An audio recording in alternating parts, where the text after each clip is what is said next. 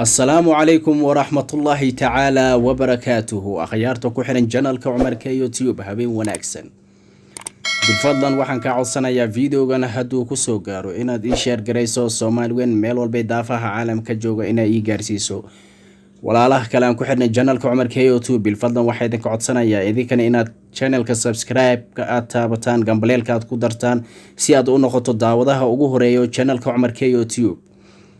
hadduu ilaahay ka raali noqdo caaw waxaan jeclahay barnaamij ku saabsan inaan idin soo gudbiyo haddaad tahay qof isbedel doon ah misna jecel inuu nafsadiisa go'aan gaaro misna nafsadiisa inuu horumar gaarsiiyo barnaamij ku saabsan ayaan jeclahay inaan idin kaga sheekeeyo walaalahayga marka ugu horeyso waxa mar walba haboon ayaa waxay tahay nafsada bini aadamka ah inay isku kalsoonaato ay noqoto mid mar walba isku kalsoon oo hamigeeda ay tahay mid go'aankay ayada qaadatay ay gaari karto hakow hadda tahay qof bar walba go'aanku gaaray inuu ka dhabeeyo jecel mar walba waxa loo baahan yahay inaad lahaato moraal adiga nafsadaada ku dhisan kalsooni inaad isku qabto hamigaagan inuu yahay mid dheereeyo san noqonin hamigaaga mid gaaban misna aad ka fikiraysid shayga hortaada yaala laakiin waxa muhiim ah inaad ka fikirto shayga ka fog misna inuu lahaado shayga aad ka fikiraysid inuu saameyn badan yeesho oo nafsadaada macnaa inuu isbedel ka sameeyo ehelkaaga inuu isbedel ka sameeyo asxaabtaada sidoo kale qofka bini aadamka mar walba waxa muhiim u ah waxay tahay nafsadiisa inuu mar walba ku kalsoonaado sababtoo ah kalsoonida ayaa waxay tahay mid dhabta oo shakhsiga bini aadamka uu ka abuuran yahay ilaan hadaad adiga kalsoon aad isku leedahay waxaad gaari kartaa ayaa tahay wax walba oo nafsada bini aadamka ilaahay u abuuray haday tahay isbedelkaad sameyn doontid haday tahay maxaa la dhahaa xagga dhaqaale haday tahay xagga nafsadaada inaad marka gaarto kulli maanta waxaan aaminsanahay nafsad bini aadam inay nafsad kale ka aqli badneen misna aysan ka fikir badneen laakiin waxa la isdheeriyaa waxay tahay go'aanka iyo dadaalka dhabta ah mar walba nafsada bini aadamka ay qaadato maanta waxaad arkaysaa shakhsi ama dad badan oo bulsho oo ayaa waxay iskugu imaanayaan qof walba mowqif uu leeyahay ayaa dad walba inay ku heshiiyaan ayay fikirkooda haddana waxay ka dhabeynayaan mowqifkii markaas gaareen inay ka dhabeeyaan waxaad arkaysaa dad dawlado fara badan ayaa waxay sameysteen satellite qaarada badan ayaa waxay sameysteen nuclear dad badan ayaa waxay sameysteen diyaarado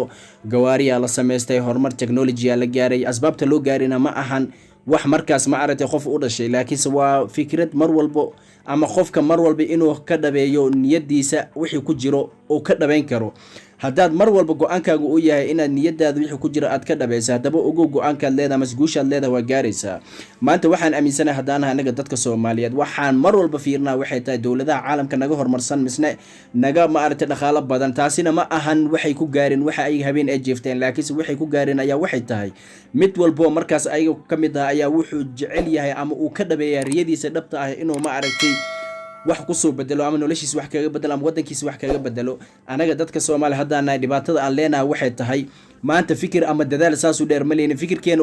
ugu sareey waxa laga yaabaa inaan walaalkeena ama walaasheena ku mashquulsanahay ma ahan taas mid horumar lagu gaaro ama mid mar walba ma aragtay inay wax isbedel nafsadaada ka keeni karto xaqiiqda waxay tahay markaad rabto inaad isbedel sameyso raadi qof adiga kugu mowqif ama kugu ra'ay ah oo isbedelka adiga jecesha markaas inuu kula dhabeeyo jecel sababtoo ah markay laba fikrad isku imaato waxa mar walba kordhaya waxay tahay fikirkaaga dhabta ah inuu markaas ku rumo amariyadaad adiga jecesha inaad ka dhabeyn karto laakiin haddaad saaxiib ka dhigato qof fikirkaaga aanan waxba ka bedeli karin ama maarta saameyn ku yeelan karin ogow mar walba inaad noqonayso qof mar walba liita bulshada dhankeeda iyo aqli ahaan ama fikrad ahaan aad ka liidato waxa mar walba haboona waxay tahay aqoonta adiga yaraad leedahay ku raadi qof kaaga sii ron misna qof kaaga sii badan aqoontaad leedahay in lamida kaaga sii sareeyo markaad hesho qofkaasi waxaad ogaansanaanaysaa misna aad ogaanaysaa waxay tahay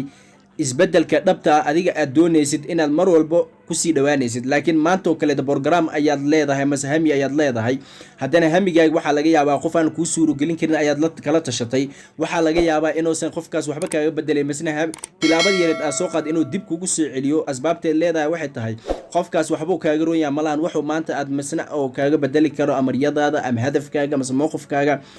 oo kaga sameyn kar hab yaraatee ma jirto marka walaalkayga ama walaasheeda waxa idin ka codsanaya waxay tahay markaad nafsad ahaantaada isbedel aad sameynayso la tasho qofka kaaga run hadduu yahay waalidkaaga hadduu yahay walaalkaaga kaagan ama asxaabtaada kale haddii tahay mar walba waxaa fiican inaad la tashato qof isbedelkaaga ku rumayn karo haddaad cadowgaaga la tashato waad ogtahay dhibaatadu markaas ku geeri karo ilaan cadowgaaga marnaba ma jeclo fikriyadaad adiga leedahay inaad ka gaartid guusha sababtoo qof walba bini aadam oo ilaahay abuuray maanta wuxuu leeyahay guul inuu gaaro ayuu jecel yahay nooc walba ha ahaado bini aadam maanta waxaad arkaysaana waxay tahay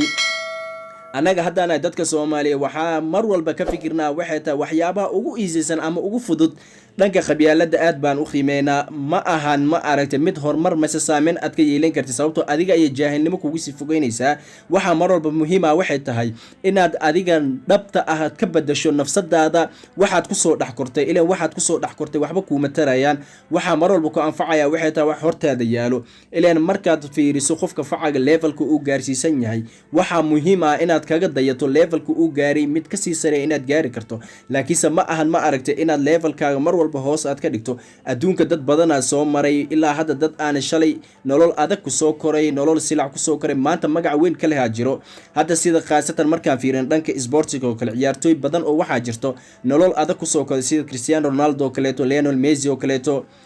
dad badanaa jiro ciyaartooy badan oo nolol adag ku soo koray maantana future-kooda ka gaaray heer sareeyo waxaa jira nin kale oo Chinese oo asigana maanta horumar gaaray shalayna xataa awood u lahaan waayay xataa wuxuu cuno xataa adeeg ka noqotay ama culeys ku fuulay qaabkoo noloshiis wax kaga bedelo maantana wuxuu yahay dadka adduunka loogu aqoon badan yahay fikirkiisa iyo ra'yigiisa ayaa waxaa lagu gaaray boqolaal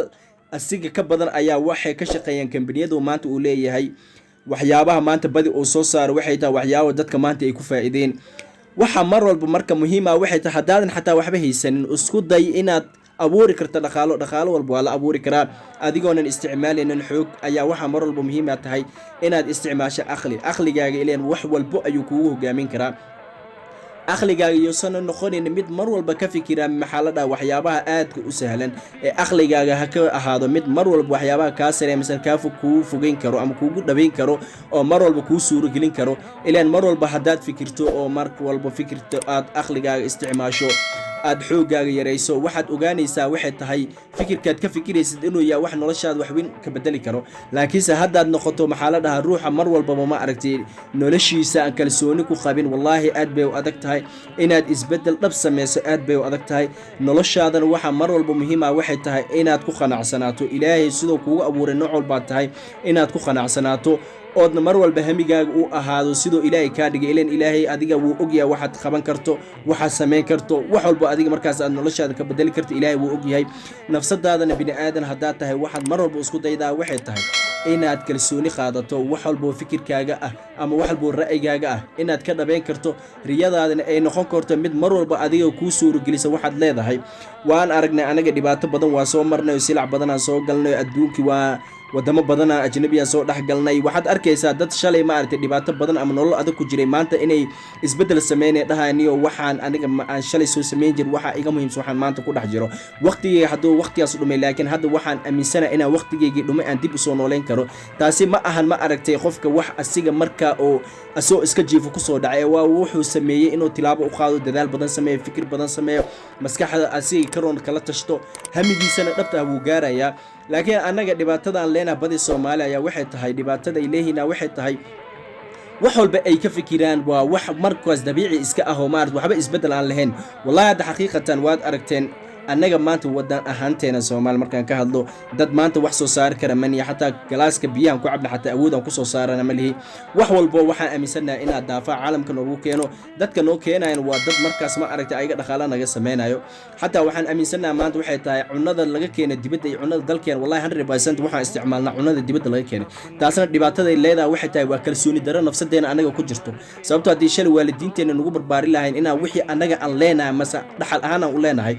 mar walba nologa dhaadhici lahaa shaygan inaanan hureynin marnaba aanan ka maarmin inaan mar walba nologu hogaamiyo wallahi waxaan aaminsanahay maanta dhibaatada aan dhex joogno ma dhex joogi lahayn waana iska bedeli lahayn oo meel weyn waa ka gaari lahayn kaalin fiican nolosheen waa ka qaadan lahayn dadkeen iyo dalkeen wax weyn u qaban lahayn laakiin taa hadda waaba ka soo gudubnay hadda maadaama aan ka soo tagnaado wadankeeni aan badigeena qurbaha aan isku imaanay waxaad arkaysaa fikir badan ama ra'yi dad badan dad kooban inay isku imaadaan ayay fikir inay sameeyaan wax isku darsadaan aqliyan maskaxiyan ta laga yaab qof dhaqaale inuu ku taageer laga yaaba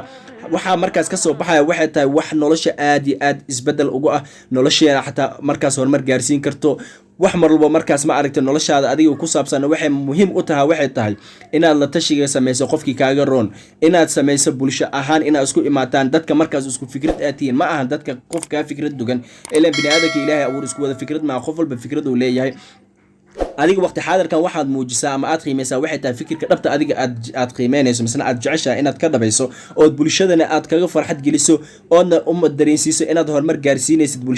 bulshadana markaas ay noqon karaan kuwa adiga kugu xiran misna adiga ay kugu dayaan 100%. marka walaalaha Soomaaliyeed bilfadlan waxaa idinka codsanaya waxay tahay mar walba inaad ku dadaasho inaad kalsooni dhab adiga nafsadaada u qaadato waayo kalsoonida dhabtu waa mid horumarka dhabta ku gaarsiiso kalsoonida haddaad adiga isku qanacsan tahay oo mar walba aad taamisan tahay qaabkaad adiga wax u sameyn karto masna aad u awoori karto wax in laga bedelo in wax lagu kordhiyo maan wax laga ma bedeli karo cid wax ka bedeli karta ma lahan marka walaashayda ama walaalkay waxa mar walba idinka codsanaya is dhiirigeliya oo nafsadiina kalsooni ku qaba oo nafsadiina mid mar walba waxay ku soo dhaco inay ka dhabayso